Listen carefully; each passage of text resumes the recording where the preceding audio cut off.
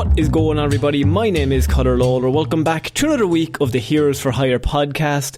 We are back again talking all the week's movie news, entertainment news, and just generally having a bit of a chit-chat about everything to do with film in the first half of the episode. The second half of the episode, we got weird news. That's all the strangest news stories from around the world. We talk about them because the real news is too afraid to talk about them.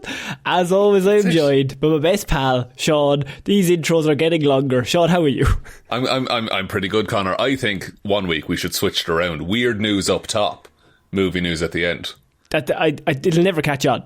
No, it's I shouldn't have suggested it. I'll leave. I'm sorry. I'd get out. Get out. Listeners, right now. I apologise. I'll never have another idea, I swear. Joey, it's your fucking first as well, so to be fair. I know. I'm 100% loss rate on ideas. So if you're only here for weird news, there is a timestamp down below. You can go check that out. You go directly to the weird news section of the show. It's like normally about 40 minutes in. And yeah, we talk about all the strangest news stories from around the world. But first half of the show is normally, and it is this week, dedicated to movie news. Now, last week, pretty big movie news week. A lot to cover. A lot to cover. A lot of anger in the room, I would say. Coming out from Comic-Con, we had a lot to discuss, just in regards to Marvel, because they did a load of announcements and stuff. And so this week, slightly less big news. We don't have any big trailers, and I think what happened was that I think a lot of people realised, well, studios realised, there's no point in releasing some big news until maybe Deadpool and Wolverine is out of the cinemas and Marvel's big Doctor Doom thing is out of the news cycles, because you will just get drowned out. You're kind of, it's like when they put Alvin and the Chipmunks 4 up against Star Wars that one year. You're just gonna get bodied. You gotta respect the hustle though. They really went for it. They were like, no, we can take them on, don't worry. It's the fourth one of ours, seventh one of theirs. We got them. We've got recency bias. If this is your first episode, you do not need to do anything. If it's your second or above, we would really appreciate 5 stars on iTunes or Spotify, a like, a follow, a share, whatever way you can support the show. That'd be amazing. A comment would be absolutely legendary. Yeah, Spotify will ask you a question at the end of this episode. So tell us, What could people say? Who's your favourite Alvin and the Chipmunk? Who's your favourite chipmunk, and why is it Theodore? I don't know, I'm against him. I think he's hiding something dark behind those eyes. He's the youngest little boy. He's up to devilment, to tell you now. But he's you can have so if folks. If you also want to support the show, you can head on over to the Patreon, in which every single month we do movie reviews, and we've done Marvel Disney Plus show reviews. We also recently reviewed The Mummy, 2017's The Mummy with Tom Cruise, if you want to go listen to that. I love how every time we have to qualify it of The Mummy 2017, the bad one. Yeah. The Mummy, the bad one. Just everyone is clear. We also reviewed the good one maybe last year, the year before, but this was the bad one. So that is chosen by our patrons. We review the movies that they choose for us, and so they chose The Mummy. So brand new movie review coming this month, probably in a few weeks as well. Patrons, send in your ideas if whatever you want us to review. But Shaun, it's time for some movie news, and I decided that this week we started off with a lot of anger last week. And this week, I'm not proud of that. Well, you should be, because we're going to carry it on. Oh, I love hating things. Original hater Sean Meehan over here. I love hater Sean. Hater Sean is my favourite guy, because he always tries to be positive and then he just cracks. So what we discussed briefly last week was the fact that, oh my god, they must be paying RDJ a shit ton of money, Robert Downey Jr., to return as Iron Man, as Doctor Doom. He is not coming back as Iron Man. That'd be mad. That's ridiculous. Iron Man's dead, but he's coming back as Doctor Doom, along with the Russo brothers, who directed the last few Avengers movies as well. So they're all basically made their big return, and everyone was kind of like, holy shit. Firstly, the news itself, we've already discussed. The concept behind it, strange. Secondly, how much money did they pay those 3 humans to return? Because holy shit, they didn't need to. Yeah, I think they've announced the Russos figure, I think.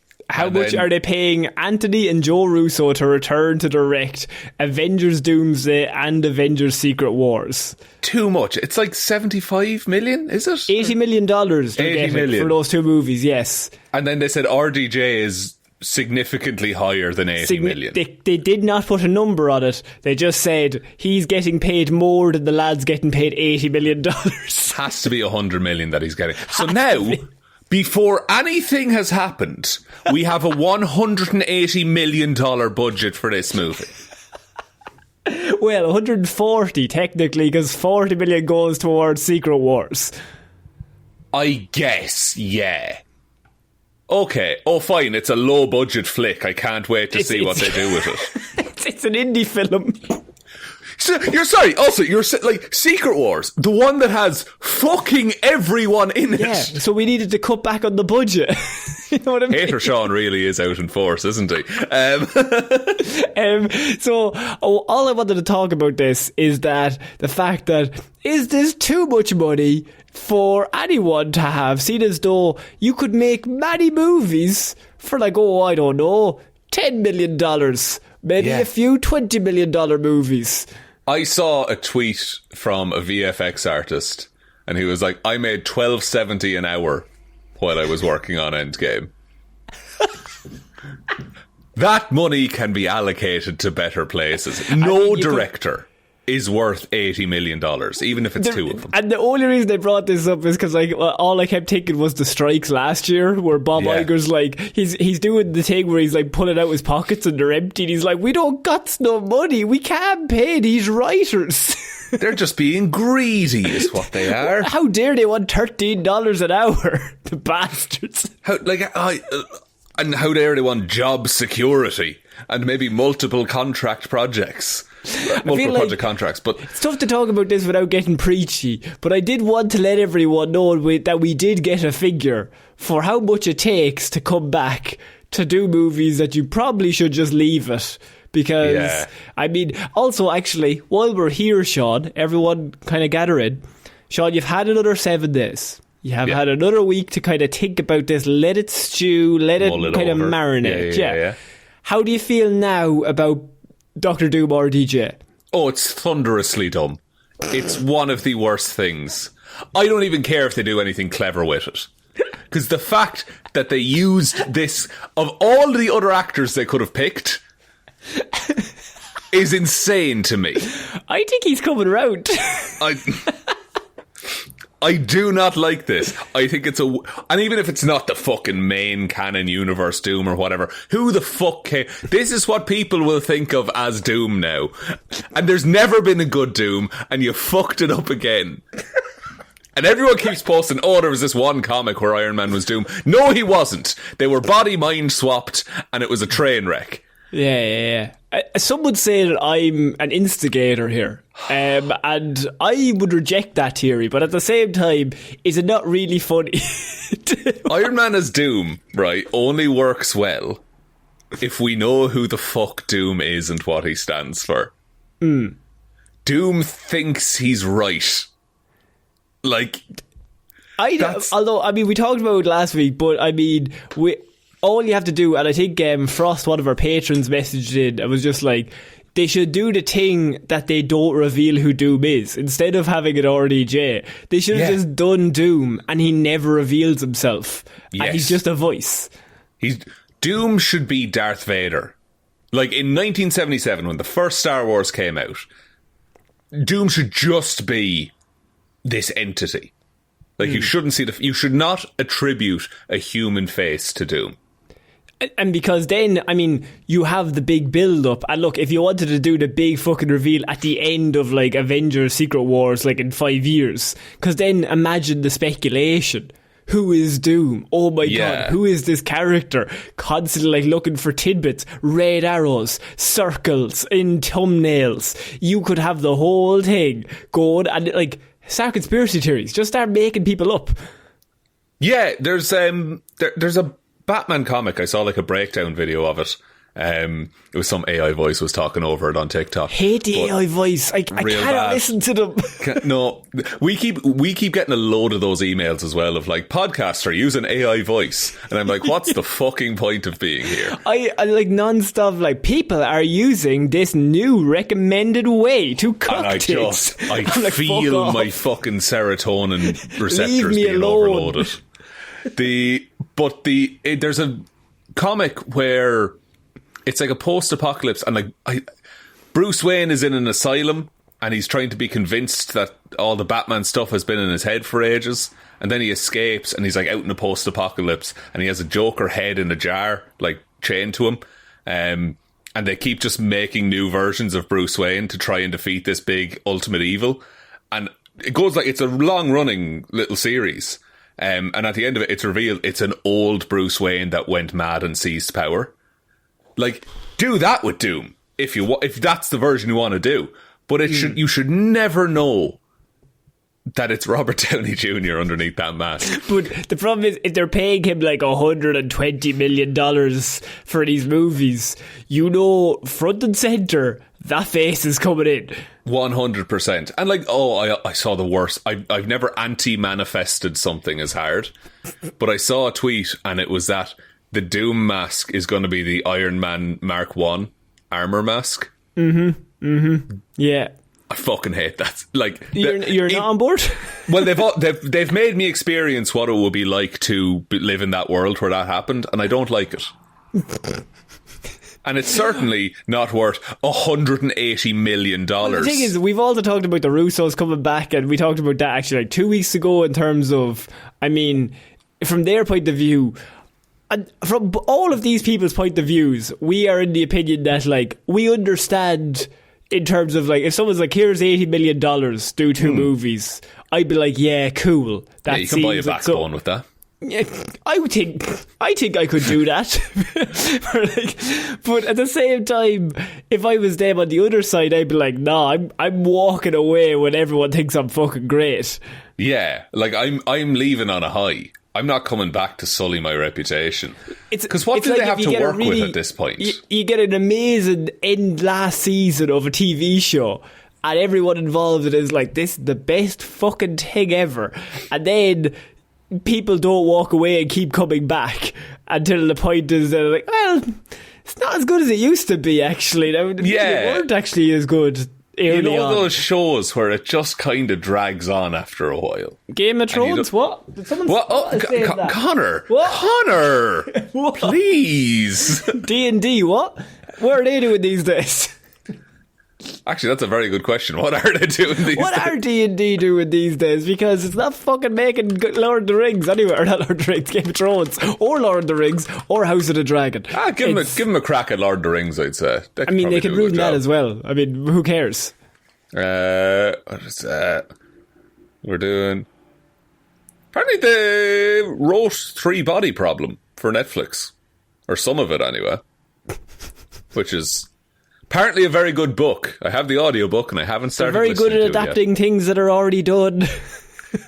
Yeah, if you're the adaptation guys, how do you, like, what do you think of yourself, really? Can I say something about you being maybe not able to think for yourself? Whoa, Connor. What, that's poor D&D. What are we...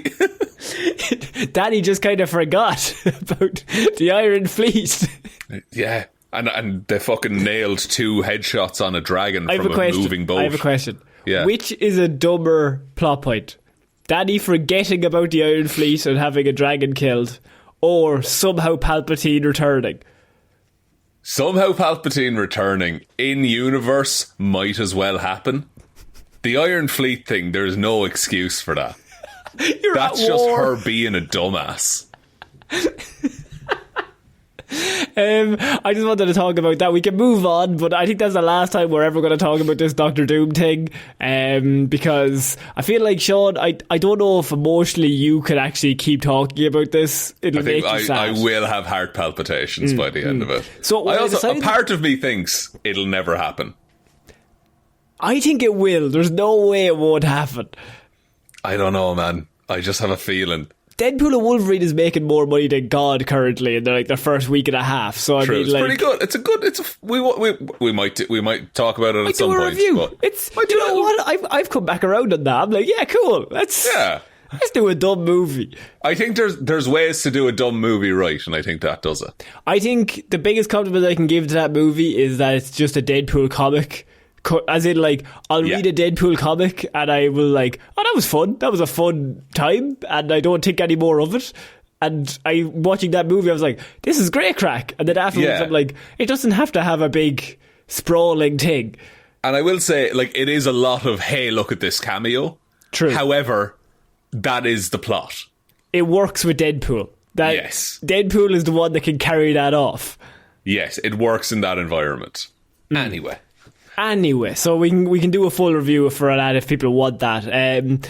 But Shaun, we're going to move on because I wanted to cover RDJ first, get you riled up, get you angry, get you in a bad mood. I'm furious, Connor. I would say an antichrist, if you will. But Shaun, what if I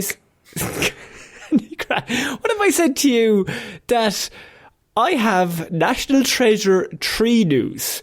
Not only that, Connor, but I've got National Treasure 3 quotes from an interview by someone otherwise known as Ted Elliott. Connor, I'm an engaged man, okay? You can't be saying these kind of things to me. I am engaged and engaged. In every sense of the word. Sense of the word. National Treasure 3 writer reveals major script update and plot details for the Disney sequel. So, Shaun, I feel like this is one of those news stories that nobody else cares about other than you. I have included this specifically for you, and that means it falls upon you to let everyone know, why does this matter that we're listening to random writer Ted Elliott discussing National Treasure 3, which might not even happen. First of all, random writer is a gross disservice to the man that Edward Elliott is. Ted Elliott wrote most of the things that I liked and formed most of my personality throughout my childhood. We only learned this on the show like maybe 6 months ago. Yeah. But he wrote all of the Pirates of the Caribbean's, Treasure Planets, G-Force for some reason, and all the National Treasures as well. So he is instrumental in me being like actually who I am. So now anytime there's Ted is mentioned on the show, we give him some airtime. Yeah, so he's basically the greatest man that's ever lived, is what we're saying to you. And so will ever. Will ever live. And so whenever Ted comes out, he also then makes quotes about National Treasure, or maybe, I don't know, Pirates of the Caribbean, or just one of the general movies that he gets involved with. So he's kind of come out, National Treasure 3, he said about the fact that they've written the script. In terms of writing the movie, he says, I think there's a change to Ben and Riley's inner relationship that both actors are going to enjoy. Oh, okay. Yeah. So maybe they're no longer mates in this one. Yeah. He says that they've been working on a National Treasure 3 for quite a while, and they have another writer working on it right now, so hopefully we get a script in a timely fashion. We've sent the first draft to Nicolas Cage. Oh my God. And he's just coming off long legs, so he's got time. He's going to do great.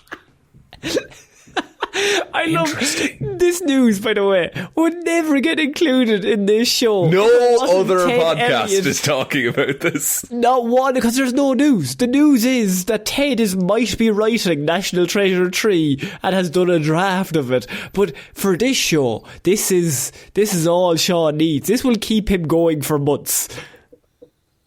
Genuinely, it will, because you've already you've sparked the Ben and Riley relationship, because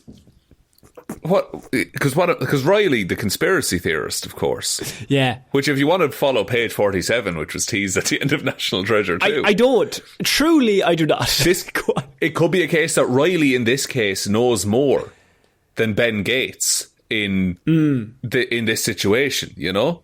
So maybe he takes the charge on the national treasuring. Do you think Ted should ring you?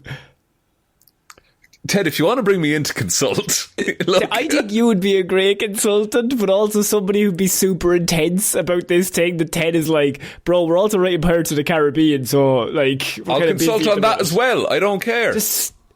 I mean, Ted has also was questioned on whether the show released on Disney Plus is canon, but he disagreed. He said it should be canon. He thought that it definitely should be because it has the National Treasure name on it. It does. It also has Riley in it as a little cameo, I do believe. I haven't watched it. Doesn't look great. I just literally wanted to bring that story up because I knew you'd get mad about RDJ. And I was like, I have a fucking interview with Ted Elliott about National Treasure 3. That'll have to cleanse the palate. Oh, and Conor, consider my palate treated, in fact. Yum, yum, yum, a little dessert.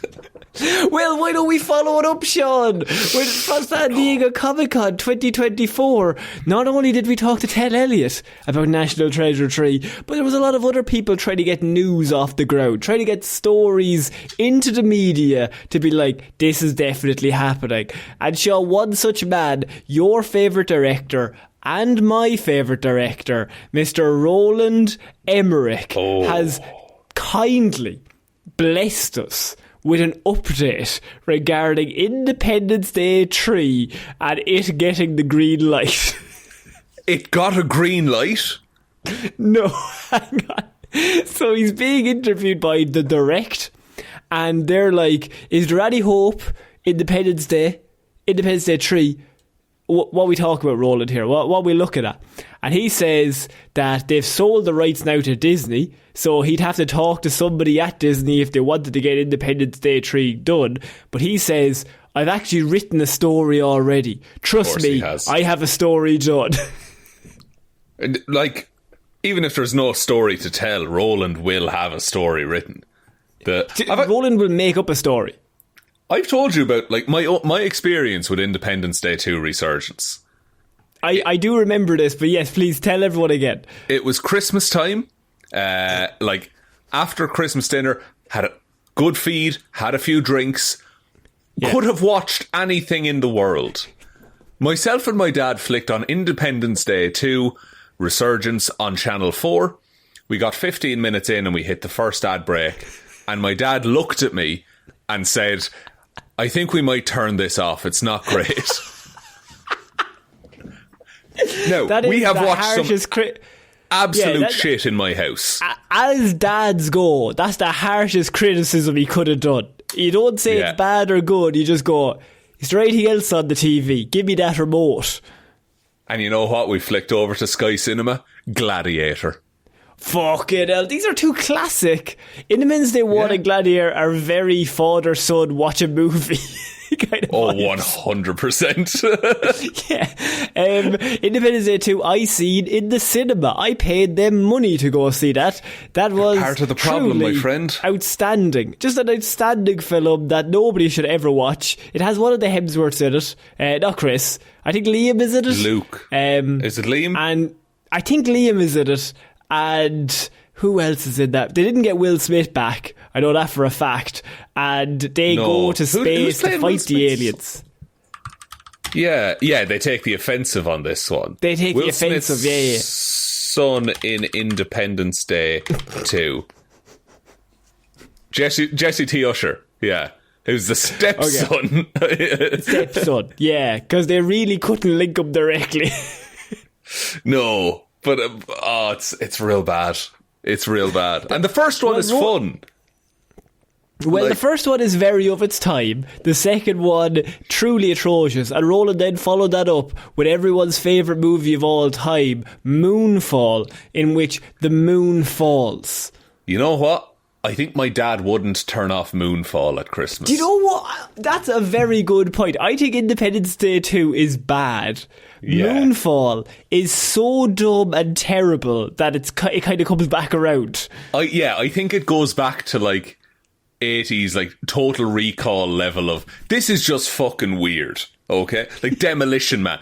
All that kind of stuff. Demolition Man's a fantastic movie. I will not have any slander on that. Please. No. I'm not slandering Demolition Man. Like, we should do Demolition Man on the Patreon because it's a perfect movie. Because I think Moonfall is peak Roland, but also the worst thing Roland's ever done, and that's his last movie. So Roland is always doing disaster movies, even though they stopped being profitable. I would say maybe 25 years ago.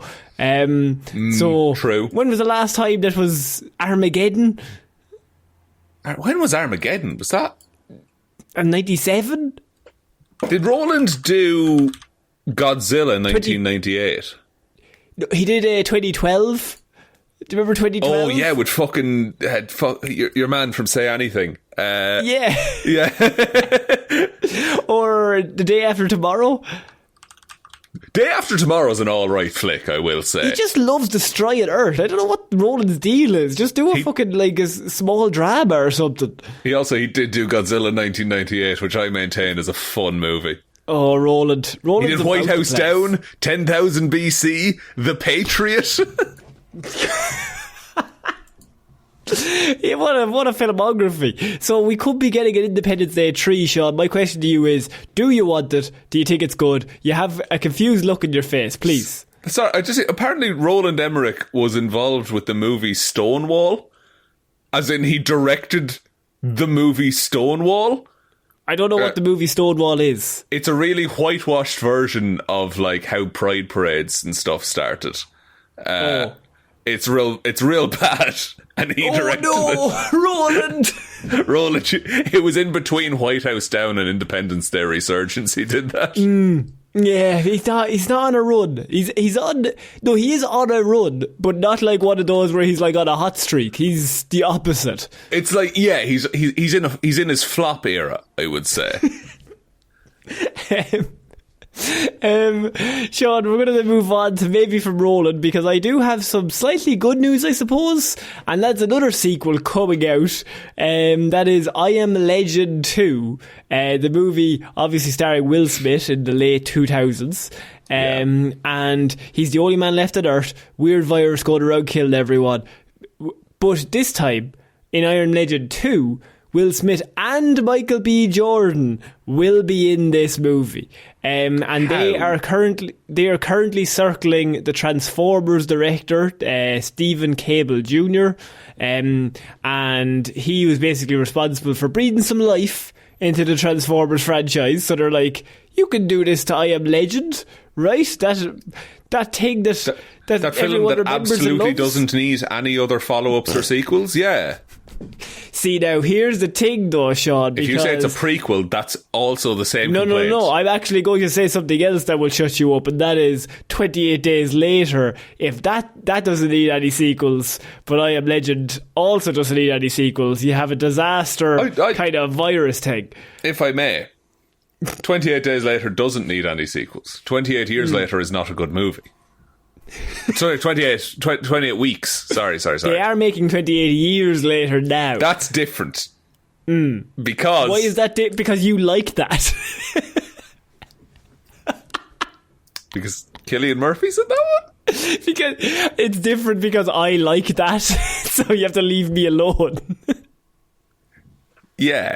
Can we go with that? Is that okay? So shut up, that's why. So go fuck yourself, Connor.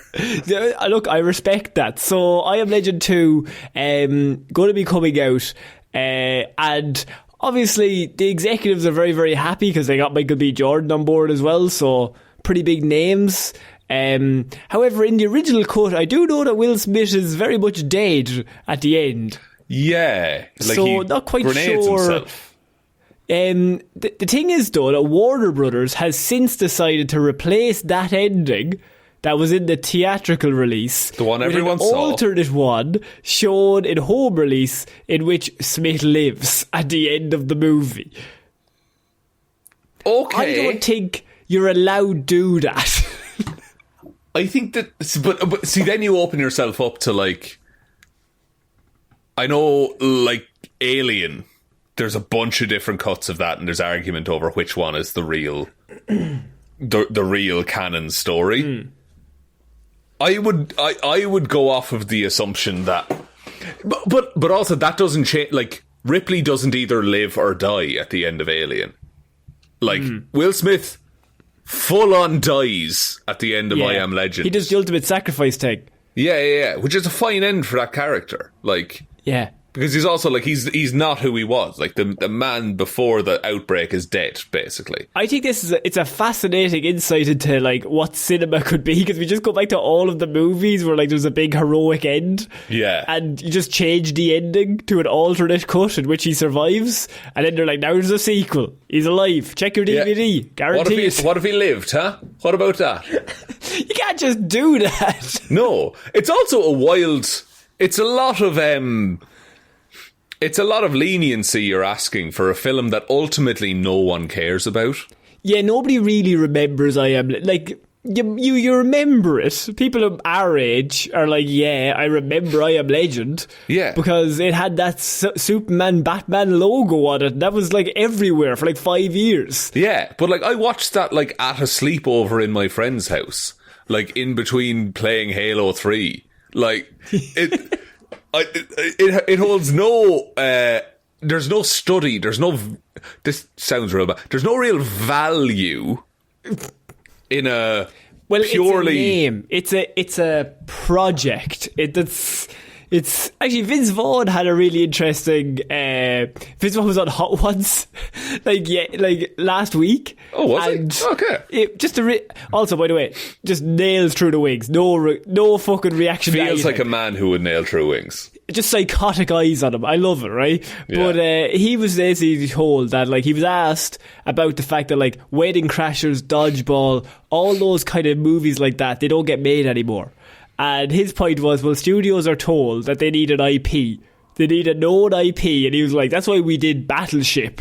Because someone knows the name Battleship, so we do a movie based off of Battleship. Yeah. So it's just, we need an IP that already exists rather than a new one. No one's taking on a new idea and it's because of late stage capitalism. You have to make more every year, but we've been in it for so long. It's borderline impossible to make more money every year now. But what about RDJ's Dr. Doom shot? See, and all of the money you can lose by hiring that man to play that character because he's a familiar face, you can just cut infinite amount of jobs from hardworking people to make up that difference. To the lads who did the first 2 episodes of Miss Marvel, and let Iman Vellani come back and just have like a fucking killer movie with her in it, and she'd kill it. Yeah. Iron Man was a nothing character in 2008. No one fucking knew about him or liked him. Yeah. But they took a risk. It's a strange podcast when you bring in late stage capitalism. It's happening more and more, though, let's be honest. I think you're getting crankier and crankier. Maybe. It's because we're constantly now talking about the studios and like, well, they're doing this because That's of the this. thing. There's only so many times we can talk about, well, they're doing a sequel to this. Because it used to be like beloved properties they were doing like legacy sequels to, and now it's like, oh, they'll just do fucking anything because they're out with legacy, or they're out with like beloved properties. Yeah, so now we're just getting remakes and sequels to things that were fine and could have just been left alone. Yeah. I think that's more offensive. I think it's more offensive to do a sequel to a movie that when it first came out was fine. Yes, because I'm like, even Toy Story 5, I'm like, that doesn't need to exist. No. Toy Story 3 is like the perfect end. Leave it. 4... 4 doesn't need to exist. Like, it's fine. But also you get like, and because of the machine that is Hollywood, you get the actors who were in those movies 20 or 30 years ago now have like a guaranteed secure role, and they're happy to sign on to it for the most part. Of course. If I was them, I'm signing on all day. Yeah. Which also means that like young talent in Hollywood now is like 15 people. Like, you got your Chalamets and your Zendayas and your Hollands. And they're all 30 years old. Yeah. Like, there's no, like, I don't know. I was listening to a podcast with Rob Lowe recently, who's not a great dude, but he was in school. In his class was like Robert Downey Jr., Sean Penn, like just Emilio Estevez, Charlie Sheen, like all of these people went to the same school together. And they all just came through at the exact same time. Yeah, they all just started coming up all at once. Well, you don't get as much of that now. I wanted to finish movie talk this week, Shaun, with the news that James Gunn has announced that DC's Superman has wrapped filming. Done. it's set to come out next year, okay? So July of next year. Seems like a lot of time for VFX artists to work 12 months of post-production, locked in. Like, you could do maybe 7 months, take 5 months off. That's all you need to do, right? Yeah. On the alternative side, I know where this is going. Fantastic Four, the movie that Marvel are hyping up as the next big thing, is also set to come out in July of next year. 12 months from now. Under 12 months at this stage. And they haven't started filming that movie yet. Interesting. Is there a world in which they hit that release date? Like, there is, but it's not going to be... Yeah, there's going to be a lot of pressure towards the end, I would say. I will give you money if they come out on the 11th of July or the fucking 15th of July or whatever they're set at the moment to come out at, because that is never happening. There is no way that they were doing a full shoot, a full pre-production, post-production, full shoot in between in 11 months. Not a chance. What they should do is they should delay it to not next, so 2026, and it should come out the 4th of April, like 4/4, and just be we're going to do Fantastic Four Day. Or alternatively, you release it this year in 2024, so then it's 4. Nice. So really, you need to film and shoot this and edit it maybe in 3 to 4 months, to be honest. I don't know if that's... See, we could wait until 2034 either. And then... Let's just leave it. Yeah. It's fine. How confident are you with James Gunn's Superman? Supremely, I would say. Are you supreme? You know what? I actually am not... I wouldn't say I'm supremely confident, but I'm just like, I think it could be good. And then when I hear, I'm like, they finished filming a year before it's meant to come out, because they're going to put a year into doing everything else. This feels like how movies are meant to be made. Like, just someone has an idea and they execute that. It's the opposite of everything DC has done for 15 years, which is why this is news. Yeah, it's... and it's wild, and it's also mad that the new Superman movie looks good and we're excited to see it. And by the way, a new Superman movie not only does it look good, done. Just there wasn't really that many reports or rumours. It was just done. There might be some reshoots, but we got 12 months, so we can do a month of reshoots if we need to. Yeah, but I feel like the reshoots won't be necessary to fix plot. Like in the edit, I don't think they're going to get into the edit and say, "Hey, none of this story works. We need a bunch of stuff in between to make it make sense." Well, to be fair, James Gunn runs the fucking studio, so I would like anybody in that room to be like, "I don't think this plot works." He's like, "Shut the fuck up." Yeah. It's mad what having one person who knows everything that's going on will do for a project. I think this is fascinating, because it's complete opposites of where they're meant to be. Marvel has always been the one that we laugh at DC with, because we're like, ha ha ha, look at DC. Yeah. They're a fucking dumpster fire and they don't really know what's going on over there, and they're all shitting themselves and just panicking. Yeah, because when Justice League was coming out, or when Batman vs Superman that was coming out, a great time to rag on DC. Great time to rag on. And the whole thing was they're rushing it and they're just trying to get to this one point where they get this tentpole movie where everyone comes together. And now Marvel are introducing Doctor Doom basically at the same time as the Fantastic Four, and then doing Secret Wars straight after. They're doing, they've fully 180'd and just switched places. It's a really fascinating concept just to watch play out. It's really good. If somehow DC can literally swap it, that would be even funnier. That everyone is like, why can't Marvel be more like DC? The DCEU is really what Marvel needs to do. The only thing that would stop DC from being possibly because if they got good live action films, and then they have their animated stuff, which is always basically top tier, they would be great. The only thing is that they're attached to Warner Brothers, which is not the most secure company to be around at any one time. No, they'll just cancel a movie. They don't give a shit. They'll delete a Batgirl. That'll be fine. They'll just delete a whole Batgirl movie, and those two guys who directed that are super talented. Yeah. You should probably get them to do things. I think in the next 3 years, Warner Brothers gets hacked and Batgirl just leaks. I think that happens. I hope so. I think... Yeah. But not because, like, I don't want any movies that are, like, about to come out to be leaked, because I don't think that's fun. No, then that's you get not great. Wolverine origin situation going on. Exactly. No, I want, like, a Batgirl. Show us Batgirl. Yeah, even if it's unfinished. Coyote versus Acme. That's another one that's apparently fantastic, but was shelved.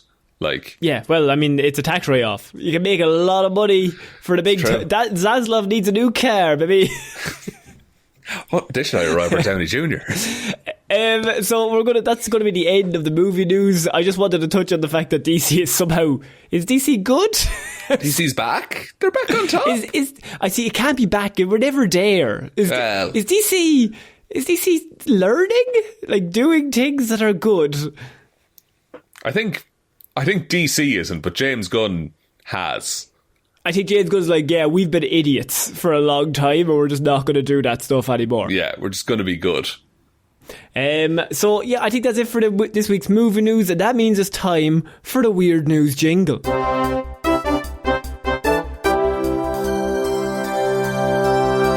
I mean, I always think, in terms of the jingle, that it would be better if you did the live music every episode, but, like, I'll take a jingle that you put in if you need to. It's going to go in and put... I mean, I'm only one man, Connor. What am I expected to do here? Take a little ukulele, have a little play, and then, like, imagine the seeds. Imagine how people would be into that. They already love Cher. You're, like, their idiot fucking hero. You get them in with a little I dance. am a hero.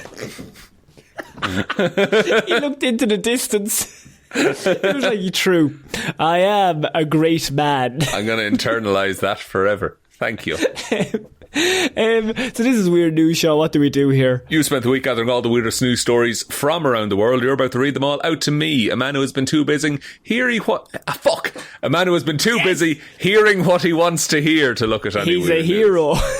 Thanks, bud. I appreciate that. It'd be fucking better if you'd say what you wanted to say. What? Sorry, I went deaf for a second there. What's going on? Talking about movies, are we? Equivalent of that. What are we talking about? Positive things? Oh, yeah, grand. Good stuff. I agree. Not my positivity, no. Nobody's slagging me, you know. Actually, we're friends, like. You wouldn't be mean to me. Actually, I wouldn't be mean to you. No, I wouldn't do that. So this, as I said, Weird News, Shaun. We talk about the news, the real news, too afraid to talk about. And I normally like to start with, like, just a headline that really catches me, and just like, this is weird news in a lovely little bubble. But at the same time, we also have a segment on weird news that we do almost maybe bi-weekly. Sometimes we leave it for a month, sometimes we come back to it, and that is Shaun Solves. And it's technically part of weird news only because I give Shaun an agony aunt situation that has been sent in to a different newspaper or online, it's been posted, or asked of somebody who's actually smart, what should they do in this situation? I take that question, I repurpose it, and then I ask it to Shaun, a man who has successfully solved every problem we've ever given him, but I'm not going to say how because most of them are shit. Look, if you follow my advice, you won't have to worry about it anymore. That's what we've always said. True. Technically, that is correct. Seeing as though some of his were... It's just to kind of go over some of the segments if this is your first. Oh yeah, some of the highlights. Yeah. The guy whose girlfriend smelled and he couldn't tell her, you told him to microdose COVID. Lose your sense of smell. So then your sense of smell would be gone. Yeah. There was a sister who was stealing her other sister's stories from her youth, gaslight her into thinking she did 9/11. That was my solution. Your boss wants to sit next to you on a train, but you don't want to sit next to him. I think we said give the driver laxatives and LSD so that you would have to take over driving the train. A reasonable excuse. And then you don't have to sit beside him anymore. So that's That's my suggestion. That's what Look, we're that's working with. that is some of the solutions in Weird News that Shaun has offered and obviously solved all of those problems. Now, you might say, but they don't seem like solutions. And to that we'd say, shut the fuck up. Of course there's solutions. Shit yourself and take some LSD and drive that train all day. You don't have to sit beside your boss. Yeah. I'm all about temporary solutions to permanent problems. Causing permanent long-term trauma. But not to you. Convincing your sister she did 9/11. It's one of my best. But Shaun, now I bring you a new Shaun Solves, and this is so our listeners can really, like, if you're having a problem, send it in. Yeah. If you have an issue, send it in to us. Not a real serious problem, please. No, like, not like a real problem. Not like you want advice, but if you're like, if you want me to take the piss for a while. You don't love your partner anymore, you don't know how to save the relationship. We don't want to know that. Start phasing them out slowly. Microdose COVID. Make him think he did 9/11 maybe a little bit. But if you have a mild annoyance in your life, yeah, send it in and I'll tell you how to fix it. That is actually a great point. So send it in through Twitter, Instagram, Facebook, or on the Patreon. Send us a message. Shaun wants to know what your problems are, and he, like maybe a great healer, a great leader of the past. Yes, gather round, children. Gather round the campfire as we listen to him solve these things. Shaun Drink solves. this Kool-Aid. Shaun, my boyfriend keeps shoving me off the bed. His knees go into my back during the night, and I'm exhausted after every night's sleep. Oh, so you're climbing back into bed every time, presumably. Now look, while it might be lovely to snuggle up to your partner on a night, Shaun, some couples battle with cover hogging, their other half taking up the bed. One 26-year-old woman, however, has been left in a dilemma as her boyfriend keeps taking up the whole of their queen-size bed, leaving her falling on the ground or with his knees poking into her back every single night. Not a great sleeping situation. Have they talked? Has she said it to him? Like, I know he's asleep, but like, you get a big push going, shove him over for a bit. So she's wanted to tell him that she'd prefer to sleep separately for the time being, since he can't control his body while he's asleep. She says, I've barely slept and start my new early morning job soon. Am I the bad person for basically wanting this to stop? First of all, I think sleeping apart is fine. I think that's grand. I don't think that's a weird thing to do. Yeah. However, let's say 1-bedroom apartment. No couch, nowhere else to sleep. So we have to figure it out in this room. There's no way out. You have to solve it within that one bed. Yeah. So, you could tie him up.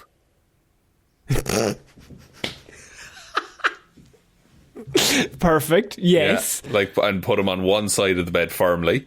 Yeah. A wall of pillows in between might give you a bit of defense. Yeah. Bigger bed. So the queen size bed currently, so you can go one bigger. You can add a single mattress on the other edge of that as well. Or get an Alaskan King's, the biggest bed you can get. To spend a fortune. And with our sponsor. Have you got your Emma mattress today? I noticed more and more nights I'm not able to sleep easily. I couldn't figure out the reason why until I realised I was literally being shoved off my bed. So it went on for a little bit where she couldn't understand why she wasn't getting a lot of sleep. I think I didn't notice at first because usually I'm kind of close to him. So like then the more nights went on, the more I noticed I was getting pushed to the edge of the bed. She decided to bring the problem up to her partner and he kind of laughed it off. And then they kind of had a bit of a laugh and she told him to stay on his side of the bed. He agreed, but of course he is asleep. So he cannot help what is happening. Okay. And he moved over and like fully pushed her, kicked her out of the bed. To the point where I'm physically shoving him to his side because because waking him up is pointless. A couple of nights ago, he said I woke up in a panic and he had to pull me back onto the bed because I almost fell off. Last night, I literally couldn't sleep due to the fact that his knees were bent up into my back, shoving me off the bed again. Start shoving back. Get jacked to the point where you can just shove him over. Okay, so I'm going to start easy. Yeah. Has anyone thought about swapping sides? That's an interesting move. If he always turns left or if he always turns right, Yeah. put him on the opposite side. And then it's fine. Then he's kneeing nothing. And then if he keeps coming back to the centre, what does that mean? Then we got to put him upside down. Oh, like a bat. You got to sleep... No, Like not in the suspended. ceiling. You can sleep top to tail. That's true. That would work. Okay. Now, your idea was get jacked and kick the shit out of him. But yeah, well, that seems silly now when you were just like, just sleep top to tail. Sorry, That's no, grand. but my thing is, I offer maybe a very poor shit kind of solution, and then by contrast, you kind of come in and make a real solution kind of stick, because no point in me coming up, it's not Conor solves, it's Shaun solves. But I feel like you're going to laugh at my next suggestion. No, I would never laugh. Go on. Hire a referee. See? And is the referee in the bed with you? He's patrolling outside. Right. But he's wearing like an Ebenezer Scrooge nightgown, but it's black and white striped, of course. Of course. And then if one of you wakes up, both of you wake up is the new rule. Yeah. That's what has to happen. So you're saying, but the referee at that point, if you're about to fall off, the referee kind of turns him around? Well, the referee can't get involved. He can just wake you up. So, So if you need to change your sleep, so you can do this kind of sleeping where you just sleep in I think it's like 20-minute increments, but you do that every 2 or 3 hours. It's like Da Vinci did it, I think. And so you just and that's all you need, and that just keeps you topped up because you get like one REM cycle every so often. Your solution is adopt the sleeping patterns Of Leonardo da somebody Vinci. from several centuries ago who was very clever. The 1400s, yes. Just ruin your whole sleep pattern and adopt multiple improve naps. it. Our current sleep pattern is structured around the modern way of working through late-stage capitalism. But if you can, you have an early morning job, you know. Just do little naps every so often throughout the day. That's all you need. How much work are you going to miss? It's going to be fine. What about, alternatively, you go to bed, but you put on a vest that has nails sticking out of the back of it. So Interesting. next time he goes to knee you, his knees are going into those nails. He's not doing that again. See, and I don't mean to brag here, we've got a feather duvet, feather pillows kind of thing. Yeah. So that seems like bragging. You're kind of sounding like you're bragging there. Go on. They were a gift and they're second hand. Does that help? Yes, it does. It kind of brings you down to us, the people. Okay, Excellent. I am among you. So the nails, the bed cost alone is going to be insane with a suit made of nails. Now, what I like could you where put you're on the thinking. back? You what? What could you put on the back then that would cause reasonable damage? So, here's what I'm thinking, right? You have to go to sleep in a suit made entirely of rubber, but you're hooked up to like a generator for an electric fence, so that if he touches you at all during the night, he completes the circuit, he gets shocked. You're fine. You're insulated. Let's electrocute him to death. Not to death, just enough to Put his other hand in a deter big him. bowl of water. Let's watch him blow up.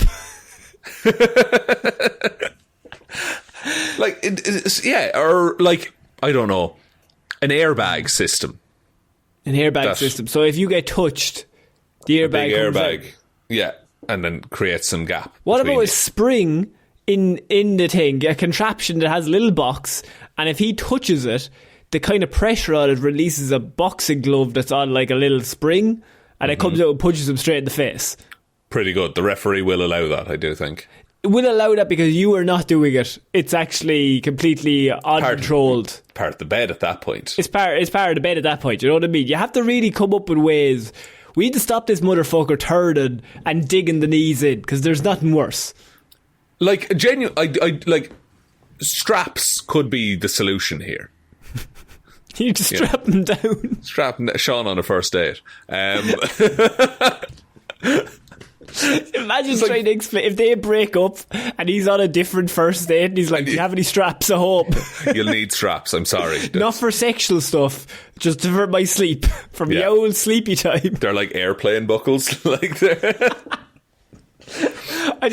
How do we get him to stop moving? We have to basically punish his sleep brain with like pain or with like, say, some sort of trauma so that he stops doing that. That's an interesting point. What if we can trigger sleep paralysis in the man? What if we make him think he's being eaten by a demon every time he sleeps? He'll see some demons, but yeah, God, she'll have a lovely night of sleep. Lovely old kip though, won't you? He'll actually be fast asleep. He'll see the Hat Man. But so you need to get him on a lot of drugs. And then you don't even need drugs sleep. to get sleep paralysis.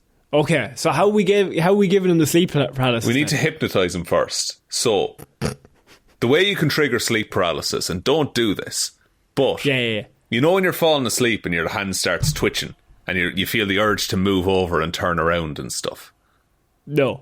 Interesting. Well, if you ignore... That's your brain checking to see if your body's asleep.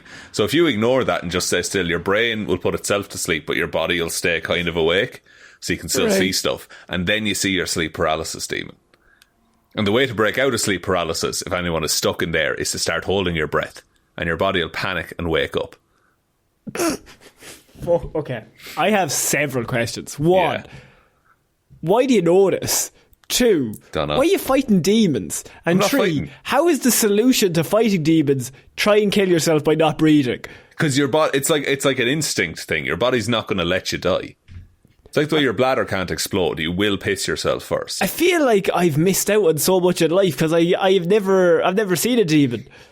Oh man, they're whatever. No. Here we go. I woke up in a panic the other night. Because I had a dream that the Grim Reaper was looking at me. Okay, and like at the foot of the bed. Scared. I thought my time had come.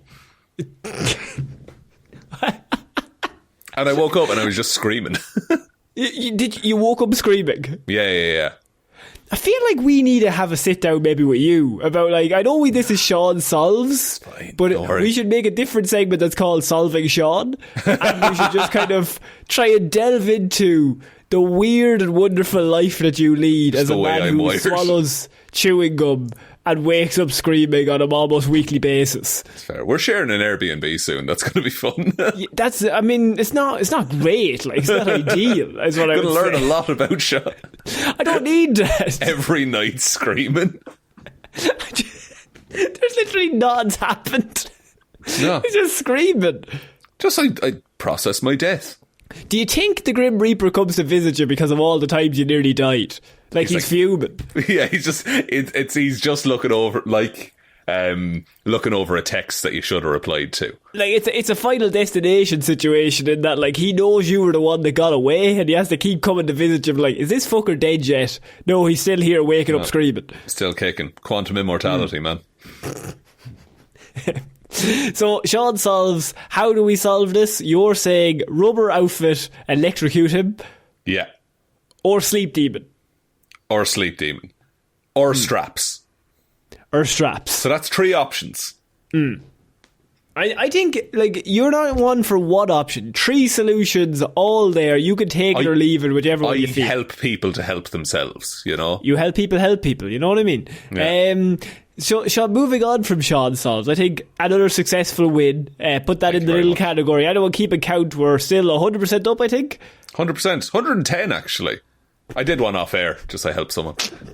Just helping random people in the street. Yeah, you'll have seen him on the news. He's got 25 years. Why did he listen to me? Shaun, Japan cracks down on use of rideable electric suitcases amid tourist boom. Oh, these are like the wheelie suitcases that you can drive through the airport. Yes. I would kill myself immediately on one of those. As record numbers of tourists flock to Japan to take advantage of the weakness of the Japanese yen. What the fuck? It's real weak, man. It's real cheap over there. It's weak, lads. It's fucking weak. Yen. So some are running into trouble with authorities thanks to the growing popularity of motorised rideable suitcases. 2 major Japanese airports have already asked travellers not to ride motorised suitcases within their facilities. According to the Kyoto news agency, while police are urging domestic retailers to warn customers of the strict laws concerning their use. Okay. I mean, that's fair enough because, like, they're busy airports. You know? It's one thing doing it in, like, Dublin Airport, which is whatever. But, like, in June, a Chinese woman in her 30s was referred to prosecutors for driving without a licence after she allegedly rode a 3-wheel suitcase on a sidewalk in Osaka a few months earlier. Upon Japan's traffic laws, the woman's suitcase, which can travel up to 13 kilometres an hour. So, I mean... Too fast. Is that, like, 10 miles an hour?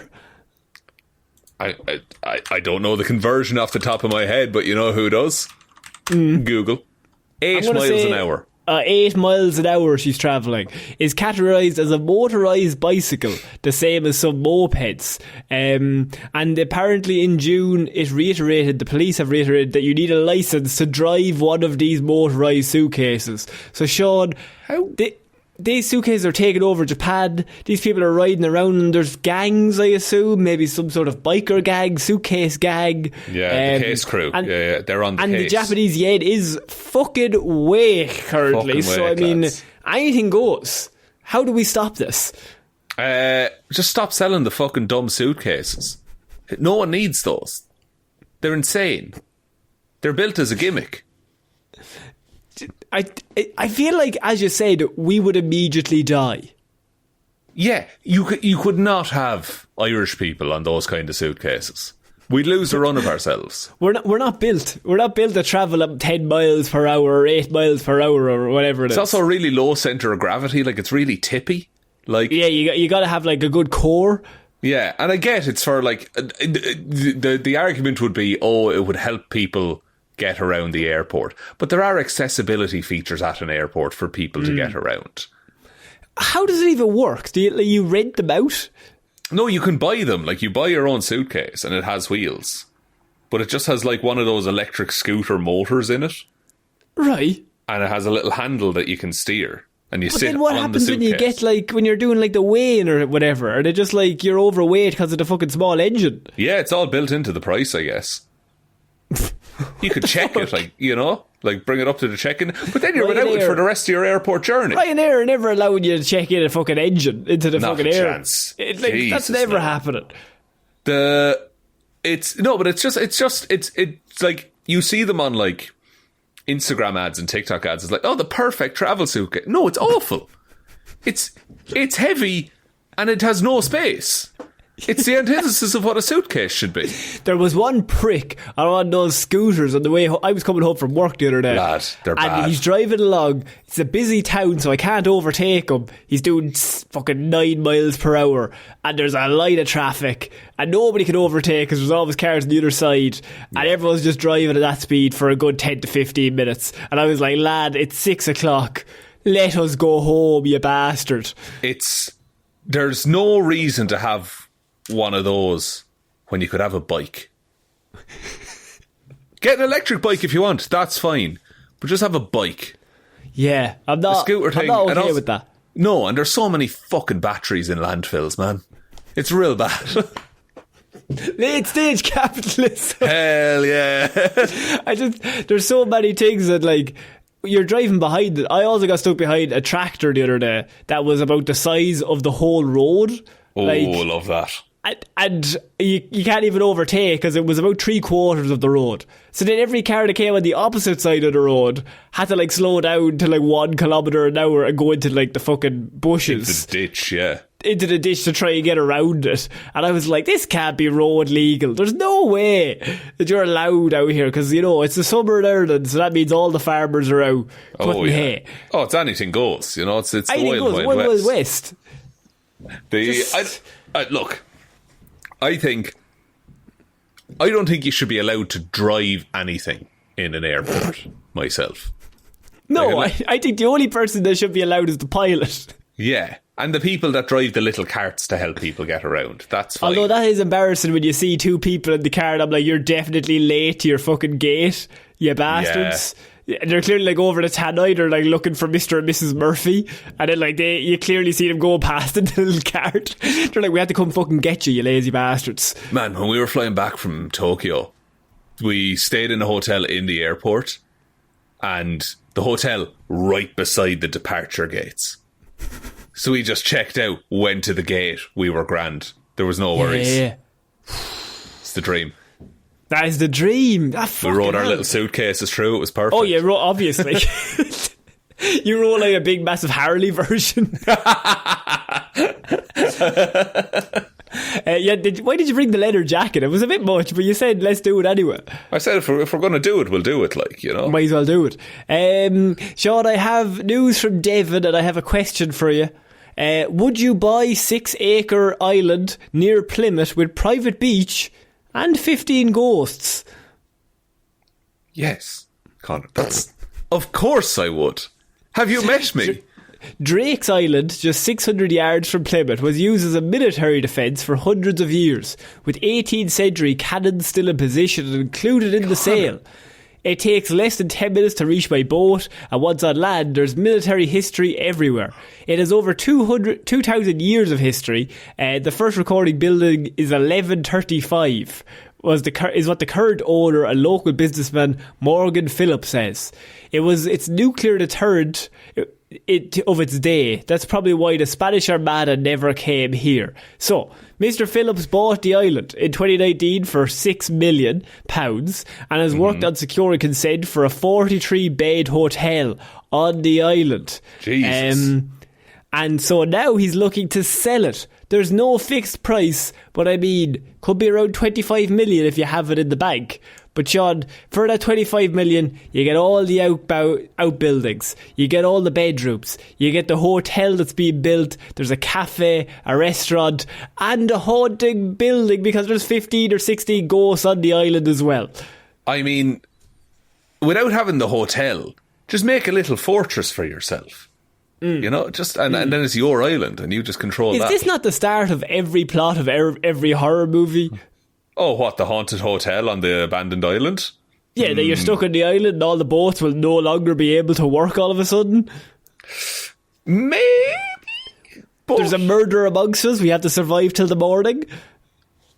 And also, and it's bad weather. No one can get through. Like, you can't get in and out. Nobody can get through until tomorrow morning. Oh no, Janet is dead in the fucking dining room. Yeah, no, the more you say it, yeah, it sounds like I would definitely fall for it. Is the thing, I'd end up on that island. You would 100% be like, it's an invitation. We gotta go. We'd be fools to miss out. Why is it written in blood? It's a free trip. It's red ink. It's historical. Apparently, there's 15 resident ghosts. They're all former military men. They're here to protect us, he says. That's what they did when they were alive, and that's what they're still doing. Ha ha ha. He says, this is a sales pitch, by the way. I've seen enough to say stuff happens here that I can't explain, but all of it is really nice otherwise. Sure, isn't that life in general, huh? Sure, look, the way I see it now, lads, there's some weird fucking shit going on, but look, at the same time, what are we to do anything about it? It's the Ghost Island, it's their thing, they'll kill us if they want. You can only do our best. The fact that the ghosts are still there to protect people, the fact that they're ghosts implies that they have unfinished business, so the thing that they have to protect people from hasn't happened yet. The hotel. They're really against hotels. Really against hotel. They're against gentrification, is what. Yeah, they wanted a shopping centre, or they wanted a small village to be set up. They didn't want a hotel. Yeah, a community centre perhaps where people could gather, not a hotel on an abandoned island. Look, where are you going for the evening? We're going out, me and the lads. We're going to get a boat out to the abandoned island. We're going to go to the youth centre out there. Play some table tennis, you know. Take some table tennis. How are we getting home? Well, we don't know, to be honest. The ghost might drive us home. Sure, I'm sure the boat will still be there when we get back. The boat will still be there. It's choppy waters at the minute. I know it's December, but still. Sure, it's time to go. What could go wrong? Why is that fog coming in, ma'am? What's going on? It's thick and fast, isn't it? Oh, my oil lamp went out. It's 2024. Why do I have an oil lamp? Just in case. Shaun, is this a stage of the start of all murder situations, or is this just a general island that's haunted that we don't even need to think about anymore? I think it's a good investment, Conor. It's what I think. We're trying to actually sell it to other people, or we're buying it ourselves? I think if we all chip in, and if someone can loan me a couple of million. 24 million, maybe 999,000? 99,500 maybe, yeah. I'm jammed up. Actually, it's steep for $1,000 there, actually, now that I think about it. Actually, yeah. No, if someone could, I'll get you back. Don't worry about it. I'll just give you revolute me. I'll get back. Yeah, don't worry. We're going to finish off weird news this week, Shaun, with a Florida man who was arrested, which I feel like, I think he's kind of been left... He's kind of been, what's the best way to do it? He's not been left to his own devices. He's been arrested for something he didn't do. He's an innocent man, even though he definitely falsely did it. Imprisoned. Florida man arrested after he lassos alligator, ties it to a fence, then calls 911 to report it in, and deputies arrive and arrest him. For what? Lassoing an alligator? Yeah. Did you want a loose alligator? Robert Collins, 71, faces a felony charge of injuring a gator without authority last week. Someone has the authority to let you injure a gator. Well, he had to wait for written permission before he started lassoing alligators. I'm sorry, I didn't realise we lived in fucking 1984, folks. I didn't realise being a legend was against the law. According to the deputies, Colin arrived at the area of W Central Boulevard and Oak Manor around 7:30am to capture a gator nearby. Collins allegedly used a white nylon rope to lasso the alligator around his upper jaw and then tied the reptile to a handrail. After capturing the alligator, he then rings 911 to respond and told deputies he found the gator tied to the handrail. So he said to them he found him like that, but then they proved that he didn't find him like that. He's even more of a legend. He fucking caught him and tied him there. He wasn't even trying to take credit for the coolest act in the world of lassoing something. And he's like, I don't want to get done for that. Yeah, but I had to capture this gator. Like, it wasn't for personal gain. Like, the gator could have hurt people.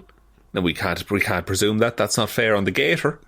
So Fox 35 spoke with Colin, who said the nuisance gator had begun eating turtles about 3 years ago, kicking them up in the air. I watched it, and crunching those turtles, Colin said. He said he would walk to feed the turtles as therapy, and he also admitted to feeding several gators in the area. Colin said he's called animal control several times in the past, but he had never gotten a response to him ringing in and telling them an alligator was down eating some turtles. So he went through all of the proper channels originally and then failed them. So he decided, Shaun, to take matters into his own goddamn hands. Hell yeah, because he did. You have to understand, he said, there's people there, kids there, dogs there, a lot of people up here at that area, Colin said. He says he didn't lasso the gator, but instead the gator bit at the nylon rope and ended up trapped. I feel like he's not taking credit there for being a fucking legend. Yeah, no, he's really downplaying his own contribution there. Yeah. Like, he lassoed this gator. When the sheriff's office showed up, they questioned him about the circumstances surrounding the trapping. Colin says the deputies that after they showed up at his house, he was arrested for a felony. He said he didn't know he was even charged with a crime, because what is my crime? A succulent gator, he said. Yeah. That's not what he said. I made that part up. No, that's entirely what he said. I believe you. So, Shaun, Florida man, for the first time ever, I think, is in the right. Oh yeah, I think he's fully in charge here. Like, he's the hero we deserve. He rang it in. He told them multiple times. Nobody solved the alligator problem. So he put his sunglasses on, he came out of retirement for one last job, and he fucking caught the alligator himself. And what does he get? Thrown in irons, Connor. His reputation ruined. Probably his white nylon rope taken away as well. And a lovely rope. A lovely rope ruined by the alligator. I mean, what can we do to help? Should we start maybe a petition? Maybe some sort of like GoFundMe or something to get him out of prison? What's our argument there? Like, we should be allowed to harm gators whenever we want? Because he's a fucking legend. He is a bit of a legend. He saved some turtles. Like, he fucking backed up what he said. He was like, look, come capture this alligator. Nobody comes out. He rings them again. Come capture it. Nobody comes out. Third time, he's not ringing. He's captured the alligator. I've been here before, he says. He's a problem solver. He turned up and he said there's a problem and I'm going to solve it. I don't know if it's gone to trial, but there's not a jury in the land that would convict him. I would absolutely not guilty him. The minute I heard, I'd say, fuck me, the alligator deserved it. If it's eating turtles and nearly eating kids, and like, this man's the only one brave enough to turn up, then we got to kind of maybe knight him rather than throw him in jail. They're like presenting evidence and we both stand up and start applauding. We're trying to start a Mexican wave. There goes the greatest man this place has ever seen. I know, I think he's in this one particular very specific circumstance. Yeah. Florida man is a hero. And he never is. So we got to take the wins where we can. That's the thing. And of course it involves gator trapping. Of course. I think that's it for this week's Weird News, Shaun. What a week. Would you like me to take us out, Connor? Yeah, sure, why not? Thank you, everyone, for listening to this episode of the Heroes for Hire podcast. We will be back on Friday with Hero or Zero, and next Monday with another episode of the show. Big shout-outs go to Róisín and Baby Ben Palmer, Joe Burney, Ryan Komatsu, Dozer, Enthusiast, Evanson, Waffles the Quantum, Immortal, David Clarke, Shaun Chuck in the Wash and It'll Be Grand Jamieson, Dominic, Anna looks forward to the next Irish animal story, Hjelmroos, Danny McLaughlin, Lordsmish, Michelle Browne, Michaela Doughty, Frost, Pollen can go fuck itself, Ed Ball, Conor and Lorraine will only accept MCU Galactus in Paul Mescal GAA shorts. Russ, I got myself into big trouble after the Patreon listener hangout as I attempted to rank my kids in a tier list parfait. Jackson Brueheim will be attending Sean's upcoming gum-eating intervention. Liz had a few too many on St. Paddy's Day and tipsily subscribed to the Patreon. Ciara Lawler, Judge Leahy, The Amazing World of Kezza, Mikey, Chair's #1 fan, Bucket is good too, Kyle Borowski, Rory, Peter Vobiter, Banana Fana Fofeater, Fee5 Fometer, Peter, Jack Markham, Paralysis and Johnny Ray. Thank you all for your support. I really appreciate it. Head on over to the Patreon if you want to support us over there and get access to things like our movie reviews and stuff like that. There is also the merch store, heroesforhire.ie/shop. Twitter is @heroesforhirepod. The 4 is a number 4. Facebook is Detective Divilment's discussion group. Instagram is Heroes for Hire podcast. And the best way to ever help out the show is to tell one human being that we exist. Just a one, please. I think that's about it, Connor. I think so. So I've been Conor Lawler. I've been Shaun Meehan. I shall see you all next week, guys. Bye. Bye.